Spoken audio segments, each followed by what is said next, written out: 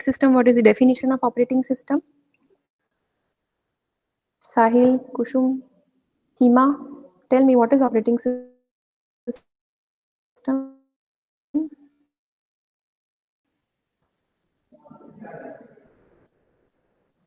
Because before learning any subject, you must aware of why you need this subject, what are the application of this subject in future, where you can use this subject.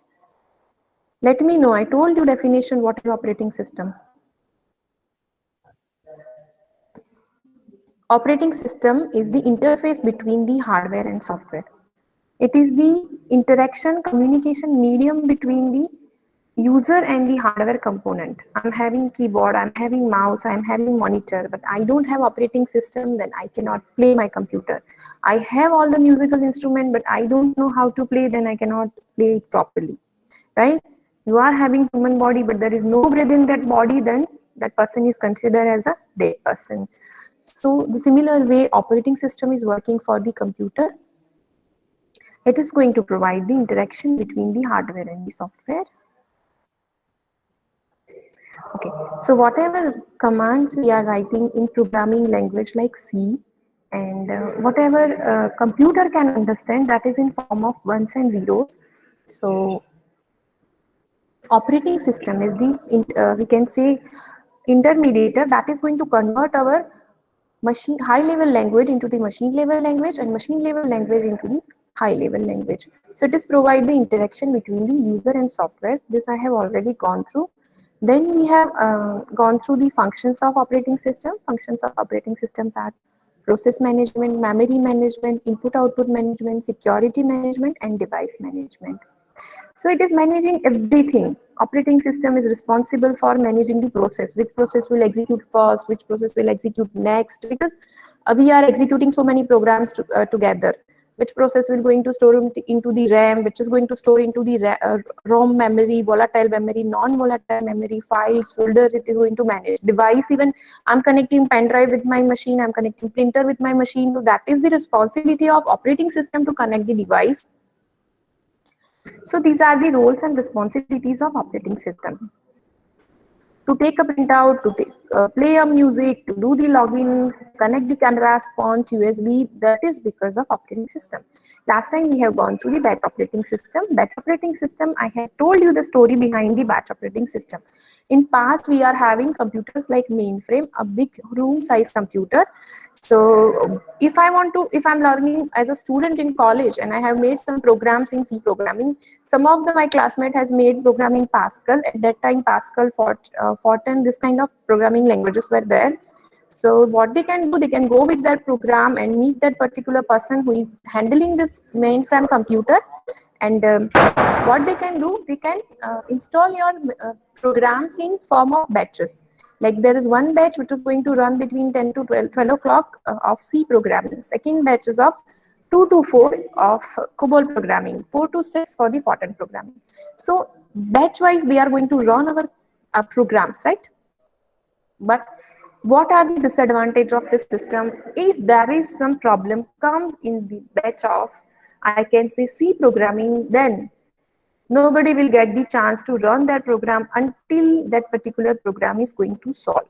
So this is the, we can say, problem or related to that particular batch programming, difficulty in debugging, maybe sometime job could enter into the infinite loop. Due to lack of protection scheme, one batch job can affect the opening of all other jobs. Now, what are the advantages of batch processing system? So, new job will going to start as soon as one job is going to finish without any kind of manual intervention.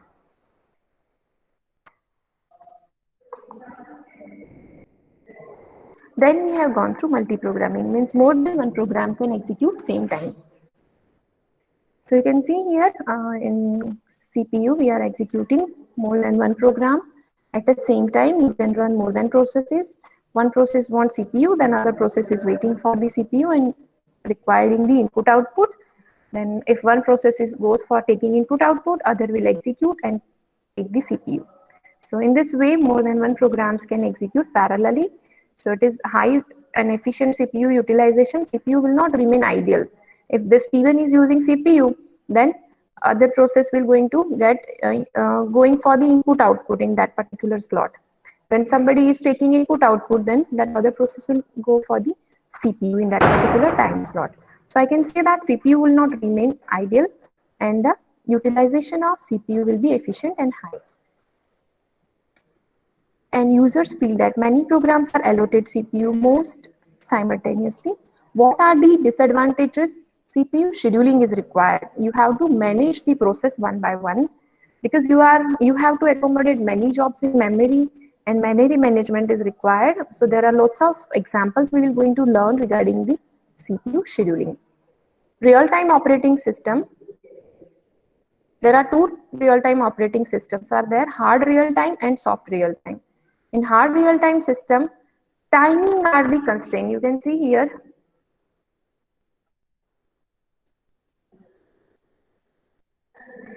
Hard real-time system and soft real-time system. Real-time system is having timing constraint. But there is certain delay in, I can say, soft real-time system is acceptable, but there is no delay is acceptable in hard real-time system. For example, there is a ventilator machine is required, which is working on the time duration. That person need a ventilation because of, I can say, some problem in getting oxygen, some problem is in getting breathing, and if that particular person is not getting oxygen on the time, ventilator he is not getting, then maybe there is possibility of getting die that person, death is possible. And if somebody has kept time bomb in somewhere, and that time bomb will not going to work during that particular time period, then that is mission got failed, I can say. This is just example, nobody will going to do such kind of thing, but this is just example that these kind of instruments are known as a real-time operating system. But time is a constraint, no time, I can say delays are acceptable, otherwise system will fail. In soft real-time system, multimedia, animation, cellular network, website, computer games, these are the, I can say, soft real-time system. There are also a time consideration is desired, but it cannot create a catastrophic errors like the hard real-time system. If deadline are missed, then it is also acceptable. So soft real-time system comes under the category of multimedia transmission, networking, cellular phones. I can say that I'm playing some game and there are some delays there. I'm playing some multimedia videos, and there are some buffering and some kind of timing requirement is more, then I cannot say that it is going to fail or it will going to create any kind of catastrophic error. So some delay is acceptable in hard real-time operating system.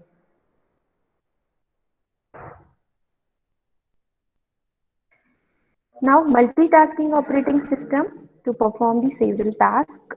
Multitasking operating system is, I can say CPU can perform more than one task at parallelly, execution of program, execution of process, task, and thread. You can see here, more than one users can share the system simultaneously and perform the task. CPU can switch for more than one task from one user to other user, or from one task to another task. For example, in my machine, I am opening the browser as well as I am working with the Excel file.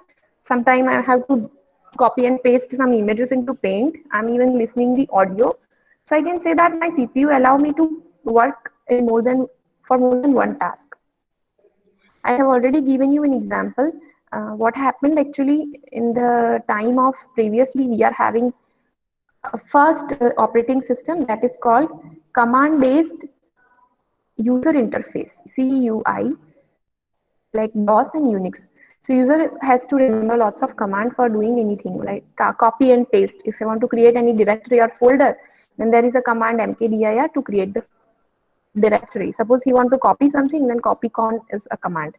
So lots of command user has to remember. It was time consuming. Then GUI based operating system came into the market, graphical user interface, where mouse was there. The user can click on one button, copy and paste folder anywhere.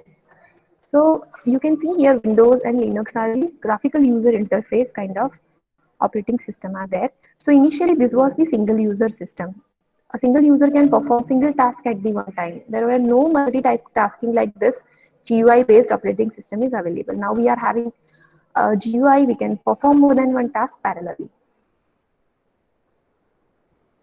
Now distributed operating system. Distributed operating system uses multiple central processor to serve multiple real-time application to multiple users. Data processing jobs are distributed among the process accordingly. The process communicate with one another through the various communication lines through the high-speed buses and telephone lines.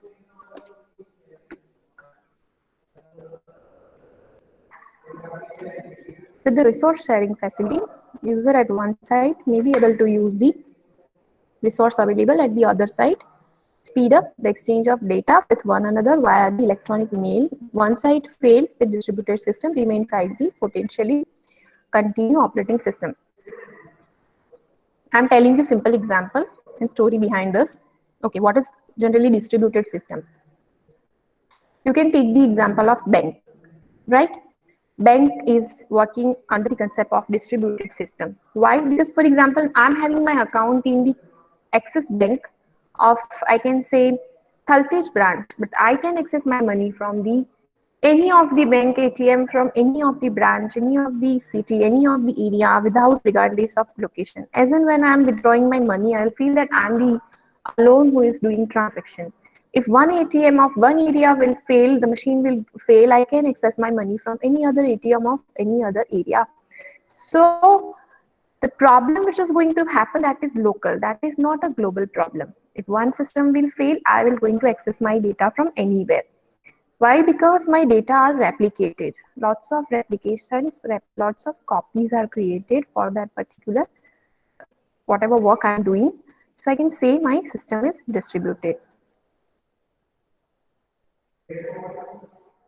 So you need a distributed system because you can share the users.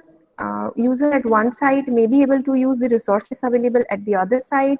It is going to speed up or exchange your data, because you can see that if there were not a, I can say, distributed banking system or ATM were there before, I can say 20, 25 to 30 years back. So what people has to do, as and when they want to withdraw the money from the bank, they have to go to that particular bank with the checkbook. They have to stand into the line until that turn will come. Everything was data entering and everything was manually. So it was very much time consuming. If I'm at Ahmedabad and I need some money, but I'm having my account at Baroda, then it was creating a difficulty for me. At any place, anywhere, I cannot access my money. And this was happening because of distributed operating system, distributed database.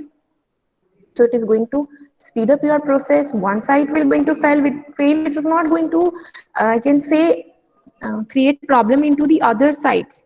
The all other can work continuously, provide better services to customer. Then reduction of load is there, reduction of delay in data processing is there. So this is the distributed operating system. Next is network operating system. Network operating system runs on server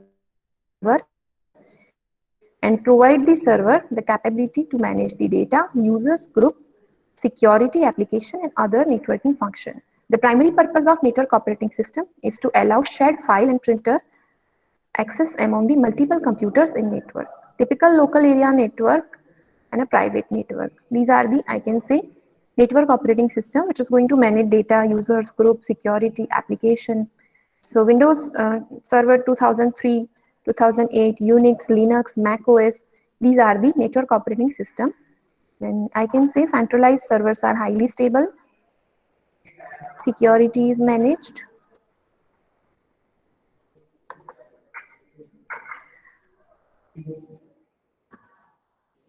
Upgradation of new technology, hardware can be easily integrated with that particular networking system. Remote access through the several servers is possible from a different location and the type of system.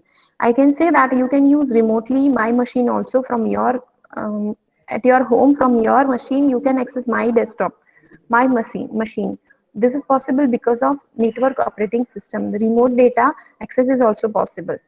What are the disadvantages? It is having high inner cost in buying and running the server, dependency on a central location for most of the operation, regular maintenance and updations are required.